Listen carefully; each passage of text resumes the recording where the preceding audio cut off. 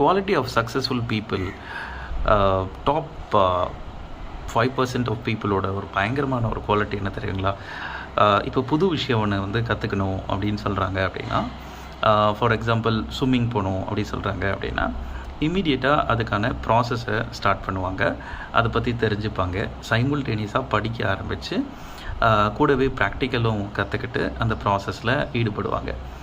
But இப்போ இருக்கிற மக்கள், நம்ம எல்லாருக்கும் இருக்கிற இந்த ஒரு மைண்ட் தாட் என்ன அப்படின்னா, நான் ஒரு விஷயத்தை படிக்கிறேன், படித்ததோட எல்லாம் படித்து முடிச்சுட்டு அதுக்கப்புறம் நான் ப்ராக்டிக்கல் அப்ளை பண்ணுறேன், அதுக்கப்புறம் நான் அதை வந்து செய்கிறேன் அப்படின்னு சொல்லுவாங்க. அப்படி கிடையாது. படிக்கவும் செய்யணும், ப்ராக்டிகாலிட்டியும் இருக்கணும், கூடவே வந்து ஆக்ஷன்லேயும் இருக்கணும். இந்த 3 விஷயமும் இருந்தால் மட்டும்தான் நம்ம வந்து அதில் ஃபிட் ஆக முடியும். இல்லை நான் வந்து முதல்ல ஸ்விம்மிங் வந்து டைரெக்டாக போய் படித்து அதுக்கப்புறம் ஸ்விம் பண்ண கற்றுக்கிட்டு அதுக்கப்புறம் நான் வந்து இண்டிவிஜுவலாக ஸ்விம் பண்ணுறேன் அப்படின்னா, that's a mediocre mind set அப்படி சொல்கிறாங்க. மீடியாக்கர் மைண்ட் செட் அப்படின்றாங்க. ஸோ இதிலேருந்து மீண்டு வர்றதுக்கு என்ன வழி அப்படின்னா, எப்போவுமே ஒரு விஷயத்தை படிக்கணும், ப்ராக்டிக்கலாக அப்ளை பண்ணணும், ஆக்ஷன்லேயும் கொடுக்கணும். இந்த 3 விஷயமும் சைமுல்டேனியஸாக நடக்கணும்.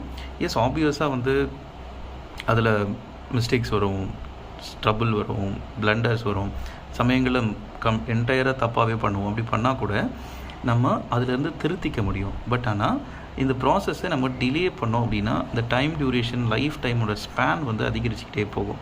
ஸோ இது வந்து டாப் 5% பீப்புளோட பயங்கரமான ஒரு மைண்ட் செட்டாக பார்க்குறாங்க. ஸோ யாரெல்லாம் தன்னோட லைஃப்பில் முன்னேறணும், ஒரு விஷயத்தை கற்றுக்கணும், தெரிஞ்சுக்கணும் அப்படின்னு ஆசைப்பட்றாங்களோ அவங்க படிக்கணும், அதுக்கான ப்ராக்டிகலிட்டி அண்ட் சைமுல்டேனியஸாக அதுக்கான ஆக்ஷன்ஸ், இது 3மே பண்ணும்போது தான் அதுக்கான ரிசல்ட்ஸ் வரும். ஏன் அப்படின்னா அதுக்கப்புறம் அந்த ரிசல்ட்ஸ் வந்ததுக்கப்புறம் will have a failure, positivity, அதுலேயே வந்து எரர்ஸ் இருக்கும், மிஸ்டேக்ஸ் இருக்கும், அதெல்லாம் ஓவர் கம் பண்ணி தான் அச்சீவ் பண்ணணும். இந்த பேசிக் ஸ்டெப்பையிலேயே வந்து மீடியோக்கர் தான் வந்து நின்றுட்டே இருப்பாங்க.